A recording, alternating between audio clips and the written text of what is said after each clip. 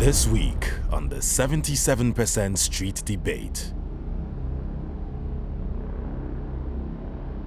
Most of the foreigners here, they kill our fellow brothers and sisters. When your brother's gonna pull up in my house and try to attack me, definitely I'm gonna kill him. Why? Because he wants to attack me, he wants to kill me. We would love to be documented, because one of the stereotypes that we're... Are you undocumented? Maybe. Everyone says undocumented.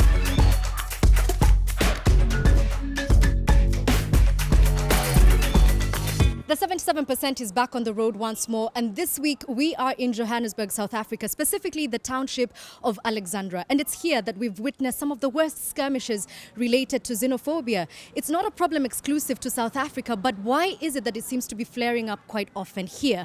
Well, I have a very good-looking panel here who are going to help me answer that question. And I want to start with Ray, who's actually a resident here. What is the current situation in South Africa in as far as xenophobia is concerned? Well, as for now, currently it's getting better, but before, 2 months back or a month back, it was wild and bad. What do you mean wild? We would find cases whereby foreigners were actually being violently attacked by local residents because of they foreigners, obviously. So yeah. Okay, I want to get to Tifulifule. Tifulufeli. Yes. You are actually working with a consortium of refugees and migrants here in South Africa. Why do you think that the flare-ups here end up being violent? I think in South African context, there are quite a number of issues that in South Africa they get not to be addressed. Issues of service delivery in community level, where the local residents will be crying for certain basic services to be delivered in their communities. And when the government not coming in forefront in developing such kind of critical basic services, then the local resident will then turn up to the foreign nationals to air out their angers, where they then attack foreign nationals because they are the most vulnerable groups in the communities. Let me come to Sankara here. He is the chairperson of the ANC Youth Wing here in this Alexandra region. What is the position of the party when it comes to this issue? The position is simple. We're all Africans in the African continent. In fact, the borders are the ones that are dividing us. The only problem that we have is the economic inequalities that happens within the republic. And that is one thing that creates all these imbalances. But whose fault is that? You're talking from a party position. You're the most powerful person here. Sure. No, there's no one's fault. The fault is the people in the mind, the conscious people, those that do not understand the importance of an African child. Those are the dangerous people, because foreign nationals participate in the economy. Professionals in the universities, most of them are foreign nationals. To make it large, you've got football professionals who are foreign nationals who are doing exceptionally well. So I'm saying it's only those that are not conscious in their mind, that are petty and selfish, that do not want to work extra mile to achieve their own potential, that will normally attack these people because of little economic opportunities that are there. So there isn't any, in the country there isn't much foreign attack. It's just criminal elements that surfaces. Okay, let me ask a foreign national in the country. Bongani here is chairing the Zimbabwean community in South Africa. The spokesperson, yeah? The spokesperson for the Zimbabwean community here in South Africa. Do you feel like South Africans are treating you with that Pan-African spirit that they're talking about? Look, there's been instances, and violent instances at that, of attacks. Even on some countrymen of mine who have had a lot of reports. When you really look at it, at the very, very core of this subject, we have a structural issue, an issue of classes. Violence does not erupt in something right next door here. Violence erupts here in Alexandra or in Diepsloot or Atteridgeville or Katlehong, all these high-density areas where scarcity of resources is rife. People are fighting over resources here. The poor people that are vulnerable, coming from other countries as well. We have no ways of going to stay in the santines of this world. Okay, I want to hear from you before I come back to the panel. Okay, cool. So since each and everybody here was busy complaining about the service delivery and everything like that, the only way I see it is as you can see, most of the South African actually, we're really doing wrong things. Most of the time we pull up going to clubs, start drinking and everything like that, while foreign people move away from their countries to come to South Africa and study. And when they study, they intend to get the jobs that they want. But whilst us South Africans, we're busy in the clubs, we're drinking, we don't really care about the education and stuff. Even when the government doesn't deliver the service, we don't really have to depend on government. I mean, like we also have our own people, which us as African, as the youth, we need to go and learn. Okay, so that's a very interesting point. The charge has been made that it's actually South Africans who are the problem. How do you feel about that? I wouldn't say that South Africans are the problem. I would just say it's the history of the South Africans that they come from, as such as apartheid and whatnot, that puts a backlog on all these issues that were raised, service delivery and everything. And another inheriting problem that is that even South Africans only see the black foreigners as foreigners and not the white foreigners like Europeans and everything, based on the entry of apartheid, that the white man is always is the better person than the other black people.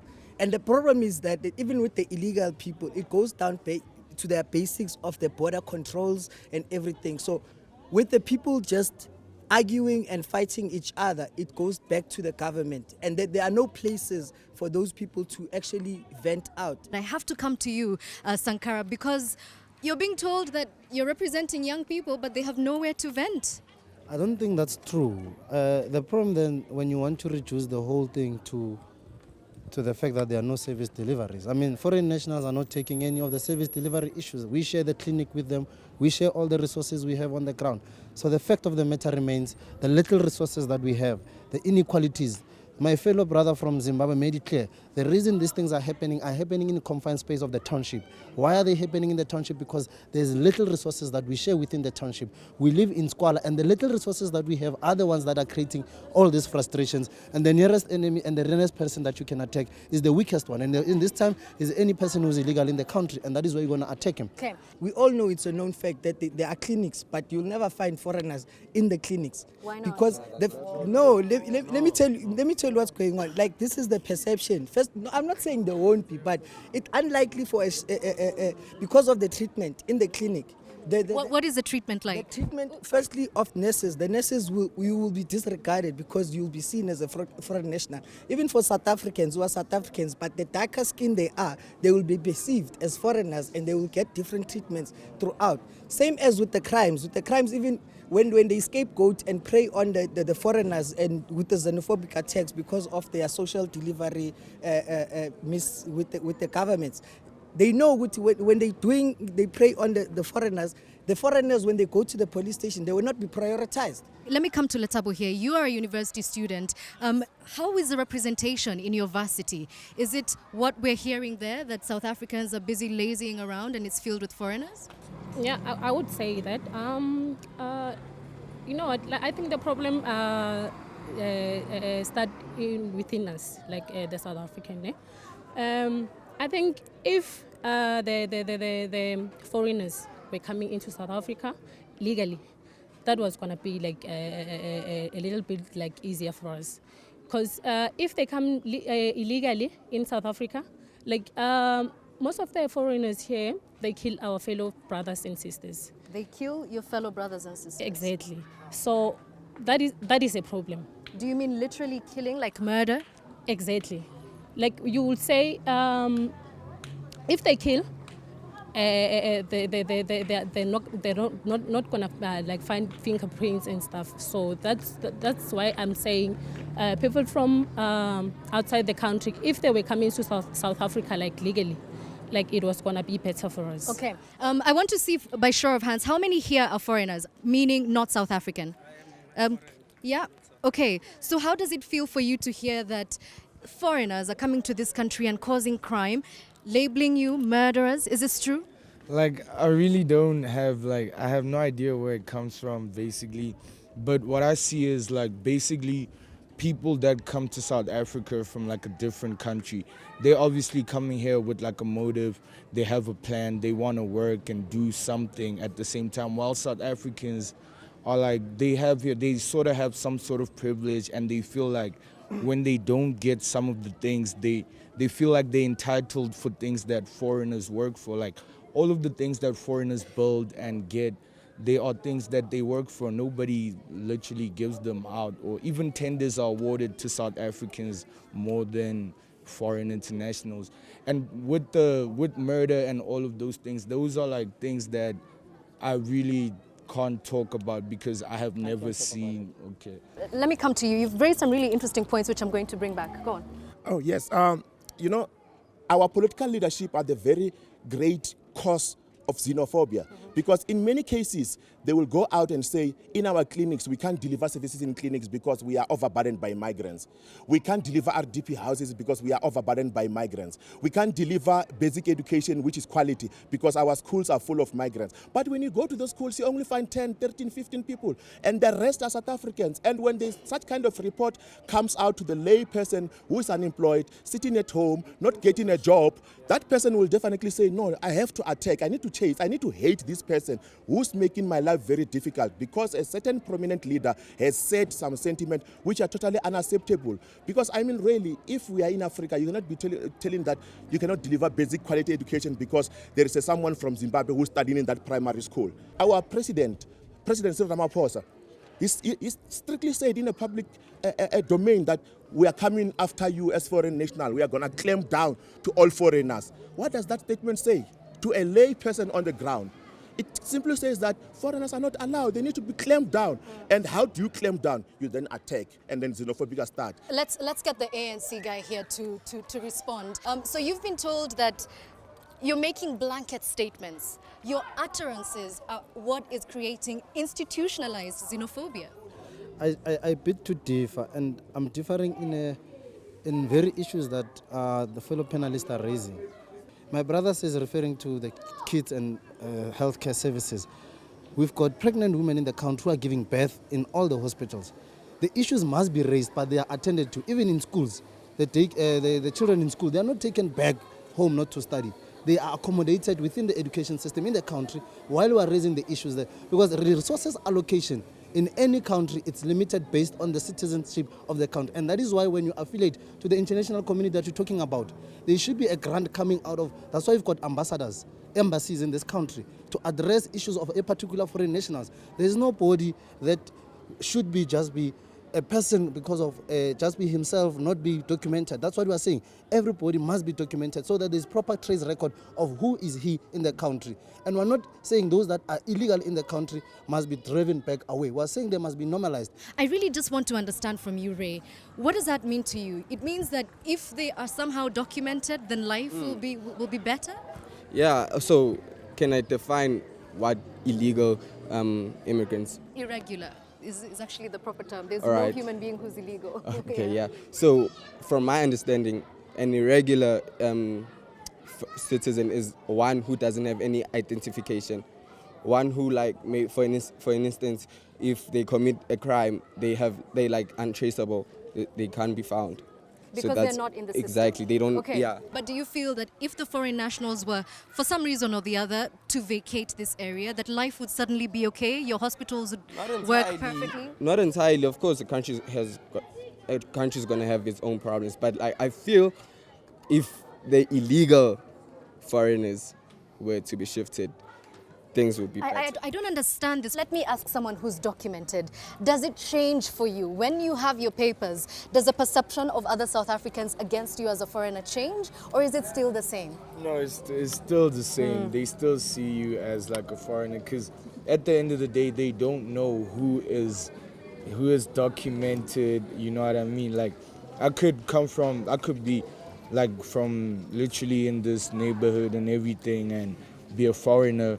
And then it won't change if I'm here legally or illegally. They will still see me as a foreigner. Okay. How do you feel about that? Most of our leaders and most of our community members, they talk about people being documented, people to access permits, people to access asylum seeker status or refugee status. But the very same people who are saying that, they don't have an idea how difficult it is to access just a particular asylum seeker status in South Africa. Currently, in the whole of 54 million population of South Africa, we only have 3 refugee reception offices that deals with asylum seeker and refugees. And how many asylum seekers and refugees are in the country, registered? Currently, when you look for those statistics from Department of Home Affairs, they don't have it, which is another critical component, because currently our asylum seeker system at the Department of Home Affairs, because of corruption, it's in tatters, it's in shambles, it's not even effective. And then we on the ground, we then say people should get documentation. From where? Because if you look, when you go to Marabastad, refugee reception offices not far from here in Pretoria to access an asylum seeker permit. If you don't have money, you won't get that permit. And the permit is meant to be free. Let me come to you, Sankara, because a lot of things have been said. And you're talking about documenting people. We've heard that it doesn't matter. The perception is still the same. Yeah, it depends on an individual. All I can say is that my brother there is being confused by his education, in a sense that he's saying we perceive documentation in a form of a green barred ID. That's not true. All we're saying is that show us that I'm from Lesotho, I'm from Mozambique, I'm from this particular country. You know why you need to do that? So that everywhere you go, you are able to prove yourselves as to who you are. And the reason you do that is for your own security, so that when anything happens to you, you are able to be traced, you are able to be recommended to other people. Imagine you find someone dead on the road. When you look at the person, you don't know where to take him. Let's hear from I think one, we should first dismantle the issue of being illegal. A lot of Zimbabweans, or maybe other foreigners, I cannot really talk for them, are documented. Like he said, he mentioned that you can have a passport just to have 30, 90 days. People are using that to work. Now the problem comes here. As a foreigner, the guy before said, foreigners come to this country, they have a plan. That's not true. I came here to not have a plan. There was greener pastures somewhere. I wanted to go to there. When I got here, I had to make a plan while I was here. Yeah. Right, I go to an employer. I worked in a restaurant. The employer looks at my passport, it's got 90 days on it. I'm legal. It allows me, you understand? He employs me, and then the conditions in restaurants, for instance, you don't have a salary, you don't have this. But I need to survive here. I'm not going to refuse that job. He is organized with his peers in South Africa. They've agreed that, you know what, we're tired of this exploitation. We're not going to accept these conditions. What do? I have no choice. I have to accept these conditions. Now we create a divide between us, because now I'm undermining his own stance where they have collectively either unionized or something. We have recent spate of attacks against drivers, particularly Zimbabweans. We're actually having a meeting this Sunday about it, where they've been attacked. Their trucks have been torched. When we started to investigate this, we found South Africans were complaining that, look, we have an agreement as a collective that we are driving trucks. These are the conditions that we want from the employer. A Zimbabwean guy is desperate. He's given a job. One of the conditions that these people have agreed is to say, if your truck breaks down, you must call the mechanics or whatever. They should come and do this and that for you. It's part of the better conditions of employment. The Zimbabwean guy, he changes his own tires now. And now, in a sense, you can say, he's working. Yeah, this guy is a good worker, he's a hard worker. Yes, maybe he is, but he's undermining the collective bargaining. We've established the causes very, very clearly. But the effect, this violent crime, where does it come from? Ayanda, come here. Yeah. No, thank you very much. My name is Ayanda. Since I've been here in South Africa, since I was born here, I've never experienced xenophobia. What we experience here is Afrophobia, because we have never seen black people attacking white foreigners. So therefore, let us give it the real name, is Afrophobia, what is happening here. And not keep on hide and seek and say, no, this is xenophobia, this is not. No, it's Afrophobia. Black brothers are attacking other black brothers. But my point is that everyone who's coming here in the country or going out must be documented, because you cannot come and, in actual fact, I'm saying, if you are coming here and we find you roaming around and you don't have any illegal document to be here, you must be deported to your country. What are you here to do? Okay. Because I cannot actually go to Zimbabwe and start erecting shacks anywhere. Therefore, why are you coming here and then you start now roaming around? Because we must know. I don't want us to go in a rabbit hole, because we've really talked about the issue of documentation, and we've also heard why it's difficult to get documented. But you had something to say. So these are my facts now, right? So you said that your brothers and your sisters, they died killed by foreigners, right? So, but you heard the brother said what? He said that the president declared to clear all the foreign nation, which that brings what? War, isn't it? Isn't it? It brings war. I mean, like, if now, like, the president is gonna tell me that now we need to clear all the foreigners out, the only thing that's gonna come in my mind is that I need to self-defense myself. Which means when your brother's gonna pull up in my house and try to attack me, definitely I'm gonna kill him. Why? Because he wants to attack me, he wants to kill me.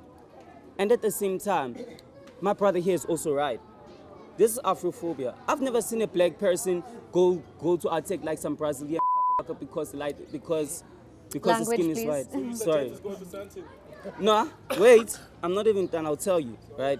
So now, since like all of us we black, all of us we belong in Africa. My blood is red. Your blood is red too.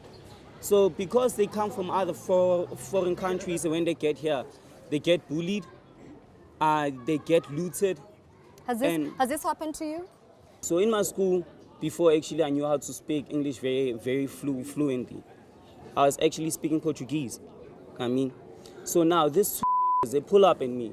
And Language, please. Okay, these two boys pulled up on me. They're like, yo, you don't belong here. This is not your country. You better go. Right? But what did my parents bring me here for? Because the only way we find it is that South Africa is the best place because the currency is also recognized in the world. Because if like we can compare Metikals, Zim dollars, they don't really have so much currency. But if you come to South Africa, you learn and you get whatever you want. I want to hear from the young people at the back here. Okay, it's more like it's about the perception, just like what they all said. So it's more like we don't have problems with the foreigners. But we need the people to get documented so that they pay the tax to make the country better. Or am I wrong? So it's more like there's talent, people have talent. You can't expect us to run tech shops when we can rap, when we can sing. What do you call that? But my question is, if the problem is documentation, why are their businesses being burnt down? Why are they being killed on the roads? Ray, help me answer this. They're being killed. The tax shops are being burnt down because basically what he said, they don't pay tax. A country is run by tax and everything, money. But how do you know they don't pay taxes? You can't tell me that tax check they pays tax. It has tax number or anything like that. It's a very strong statement because tax, one needs to be documented, right? And one needs to have a bank account, right? The bottom line is that most of asylum seekers and refugees, their documentation is not recognized by FICA regulation that regulates the banks. And most of them, they don't have bank accounts because the banks that are regulated in South Africa don't allow them to open bank accounts. All right, let's hear some solutions, please. How do we move forward? When moving forward, as far as the documentation part of it, I think we should just start from the government, high top up, because before we even get to the illegal immigrants or the foreign nationals documentation, South Africans themselves are backlogged on the documentation. They can't get their social grants. They don't have their IDs. They can't get jobs because they don't have IDs. That is a snowball just going over and over. Them themselves. So the structures of documentation are not in place, first of all. Even if there was enough places to be documented and enough stuff to be documented, then people could be documented. So structural changes, how do we move past xenophobia? How do we make sure that in 2024 we're not in South Africa talking about the same thing? Well, if documentation is a riling issue, then it's important that the government must listen to the people and document the foreigners. Yeah. Document Zimbabweans. We would love to be documented because one of the stereotypes that we are you undocumented? Maybe. Everyone says undocumented. So it's an assumption, it's a stereotype. Automatically being Zimbabwean, assumption is undocumented. Automatically business is already assumed to be a foreign-owned business. No one is thinking, actually, that's a South African-owned business. Probably not paying taxes, probably undocumented. So, okay, government, please document our people so that we can at least start at this point. Let me hear some comments on solutions from this side, please. Oh, we haven't spoken to you. I'm just going to say it's very easy to always actually blame people, but the admin should actually be fixed first before we can actually speak to people. Because every time we're always blaming people that, oh, you're not documented, oh, this and that. The admin that we as South Africans are doing, as he said, someone said that some of us don't even have documentation. We don't have this, we don't have that. What is wrong with us first before we can fix other issues in our society? Because looking inwards. Yes, looking inwards in ourselves. We must reflect on ourselves first before we can actually deal with socioeconomic issues that they were mentioning. All right. Any more solutions? Yeah. Firstly, to the political leaders, is to utter out statements which are verified, not unverified, because the unverified statements encourage the division amongst communities. Secondly, I bet if maybe most of the communities, even political leaders who are here, are aware that South Africa has just recently launched the National Action Plan to combat racism, racial discrimination, xenophobia, and related intolerance on the 25th of April. And that now, I'm very much disappointed hearing people that no, actually it's not xenophobia, whereas the government, through that policy, have now officialized that in South Africa, we have xenophobia in South Africa through that policy. Okay, so that's via legislation and policy, but what can we do in our social structures? We need civic education, we need to understand our surrounding, and we need to understand migration in its impact, negatives, and how do we then address the negatives. We need to understand as well that as a country, we are not on our own. And the issue of documentation, it does not just rely on me going to Home Affairs. It also rely on the policies in place. So we need to educate each other and we need to love each other, Africa. Okay, on that note, I suppose we can end this conversation. It's a pity, really, that we can't go on and on forever. But as you can see, the issues, I mean, yeah, the biggest one here for me being documentation. I don't know what you took from it, but thank you for watching.